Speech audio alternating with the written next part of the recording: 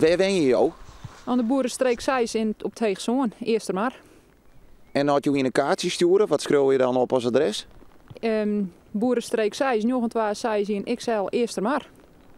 Toch een beetje nuver. We schreeuwen de Lauwert Heegzoon op, dat zullen we mooier vinden, want daar wen je we. We zijn als Heegzoon wel gewoon een hele leuke mierskip, maar een heel protte jeugd. Dus aan uitsterren denken wij nog helemaal net. Jouw maatje je totaal geen zwaar wat dat ook geeft. Daar maak ik me heel nog in zwaar gaan om.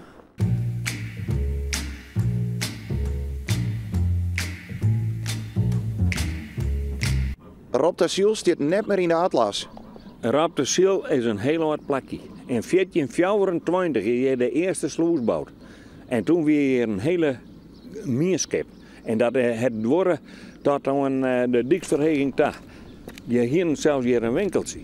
Nou staat Rob de Ziel op een rede list. Plakken die het mogelijk dreigen te verdwijnen. Wat vind je ervan?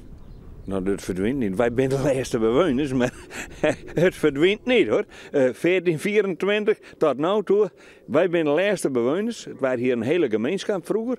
Nou, wij zijn er van overgebleven.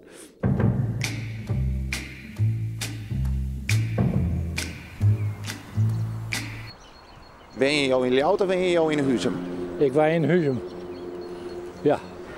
En dreigt het Huzum nou langzamerhand terug de jaren heen en net een beetje opslokt te worden? Nou, als je van Huzum besteedt alleen nog het smelle dorp hier en het stukje Oudwijk naar het kerken. En verder is er net meer van Huzum hoor.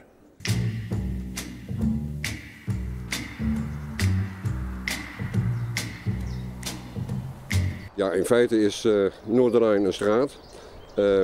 Het aardige is dat als je de omvang van Tietjerk bekijkt, 1700 inwoners, van het wijde gebied Tietjerk, dan wonen daarvan 900 tot 1000, 1100 misschien wel, in het gebied wat oorspronkelijk Noorderrijn was. Kunnen we dan stellen dat dit misschien eigenlijk al een buurtschap is wat al opslokt is?